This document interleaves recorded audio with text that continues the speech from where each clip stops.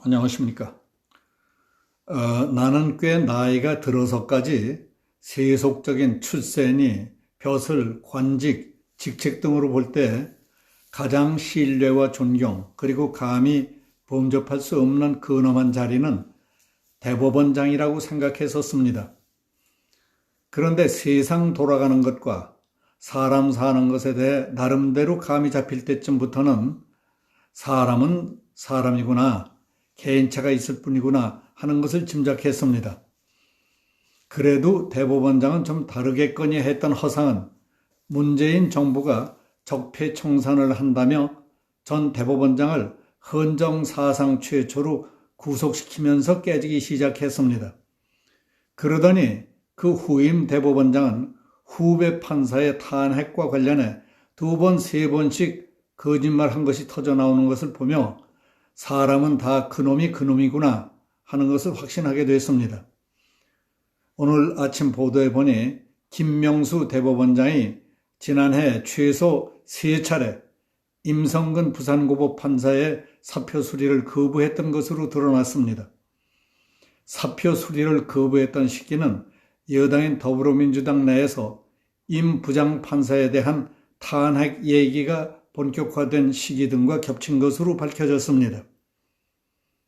그걸 보면서 법원 안팎에서는 김 대법원장이 여권과 수시로 교감하며 임 판사의 사표 수리를 연거푸 거부해 민주당에 의한 임성근 탄핵을 가능케 한 것 아니냐 하는 탄핵 거래 의혹까지 제기되고 있습니다.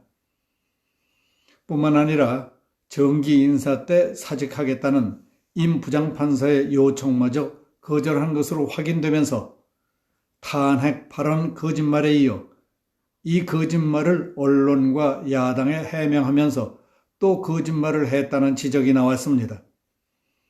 사법부의 수장이 입법부에서 정치적인 이유로 판사를 탄핵하려는데 오히려 방조를 했다니 그게 말이 됩니까? 일이 이렇게 확대되자 7일 오후 퇴근 시간쯤에는 대법원 앞에 김명수 대법원장의 사퇴를 촉구하는 건조 화환이 놓이고 플래카드가 걸리기 시작했습니다. 8일에는 이른 아침부터 장기표, 이재호 씨 등을 비롯해서 시민단체들이 대법원 앞에서 김명수 대법원장의 출근 저지 및 퇴진 운동을 벌였습니다. 법원 판사들의 움직임과 재야 법조인들의 반응으로 볼 때 이 문제는 쉽게 가라앉을 것 같지 않습니다. 대법원장의 진퇴에까지 영향을 미치는 범란으로 번질 가능성이 있다고 보는 사람도 있습니다. 거짓말 논란에 휩싸여 심각한 어려움을 겪고 있는 김명수 대법원장을 보면서 기록으로 남아있는 김대중 전 대통령의 큰 거짓말을 몇 대목 살펴봤습니다. 대법원장쯤 돼서 거짓말을 하려면 스케일이 그게 뭡니까?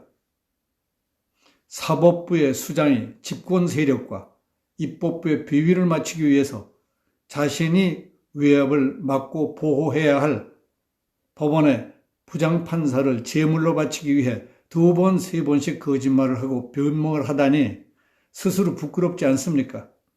자신의 직분에도 어긋나고 상사의 도리로서도 지탄받을 만한 일이었다고 생각합니다. 자기 꼴은 그게 뭡니까 지금? 지난 1980년 3월 김대중 씨는 그 당시 YWCA 초청으로 연설을 하게 됐습니다. 그 가운데 일부를 간추렸습니다. 나는 내 일생의 교훈으로서 어떤 경우에도 국민을 배반하지 말고 어떠한 고난이 있더라도 국민의 편에 서라는 것. 이것이 내 인생과 정치의 신조입니다. 나는 내 자식들에게 말하기를 돈과 하느님은 같이 섬길 수가 없고 돈과 양심을 같이 섬길 수가 없다. 돈은 먹고 사는데 부족하지 않으면 되는 것이다.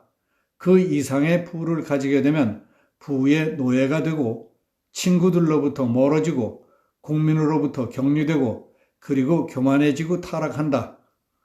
만일 부자가 되면 아버지와 너희들과의 관계가 끊어진다는 점을 강조했습니다.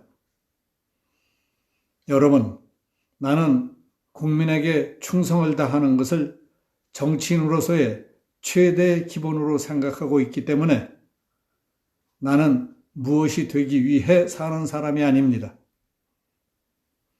대통령은 둘째, 셋째입니다. 나는 무엇이 되기 위해서 사는 것이 아니라 국민과 내 양심에 충실하기 위해서 사는 사람입니다. 내 양심에 충실하다가 기회가 있어서 대통령을 맡게 된다면 봉사할 것입니다. 그러나 국민과 양심을 버리고 무슨 수단을 써서든지 대통령이 되겠다 하는 것은 내가 죽으면 죽었지 추구할 수 있는 길이 아닙니다. 나는 지금 기회딱지 같은 국민주택에 살고 있지만은 국민을 배반하면서 부를 얻는 것보다는 하나님과 우리 국민을 택했습니다. 국민을 배반하면서 안전을 택하라고 한다면은 차라리 죽음을 택하겠습니다. 이 신념은 내가 죽는 그날까지 변하지 않을 것입니다. 여러분, 나는 기독교 신자이기 때문에 예수의 제자입니다. 예수는 내 스승입니다. 나는 하나님의 아들이기 때문에 예수는 나의 형님입니다. 나는 그의 제자이기 때문에 스승의 말씀을 따라야 합니다. 김대중이는 1000번 죽어도 국민을 떠나지 않습니다. 만일 여러분이 필요로 한다면, 우리 민족의 혼이 내게 명령한다면 나는 다시 10번을 납치당하더라도 100번 감옥에 가는 한이 있더라도 1000번 연금당하는 한이 있더라도 나는 여러분에게 봉사할 것을 다짐합니다. 저희는 이번에도 저희 자식들 재산까지 다 공개했는데 앞으로 대통령이 된다면 형제의 재산까지도 공개해서 무소유가 되겠습니다. 내 자식들에게는 미안한 이야기이지만은 우리 가족은 무재산 가족이 될 것입니다. 저는 일생에 거짓말 한 일이 없습니다. 저는 거짓말을 한 일이 없어요. 약속을 못 지킨 것이지 거짓말을 한 것은 아닙니다. 거짓말 한 것하고 약속했다가 못 지킨 것하고는 다릅니다. 들으시니까 어떠십니까? 무엇으로 보나 비교할 수 없다는 것은 잘 알지만은 대법원장쯤 되시는 분이 거짓말을 하는데 스케일이 너무 작고 오정정하지 않습니까? 김 대법원장의 거짓말은 약으로도 고칠 수 없는 중증인 것 같습니다. 앞으로는 남아 22 평국이면 후세 후층 대장부리요 하고 북볼가를 읊었던 남이 장군의 기계와 용기가 없다면 김대중 선생 정도는 돼야 하는 것 아닙니까? 대법원장 그릇이 너무 작아 보입니다. 여기서 마치겠습니다. 감사합니다.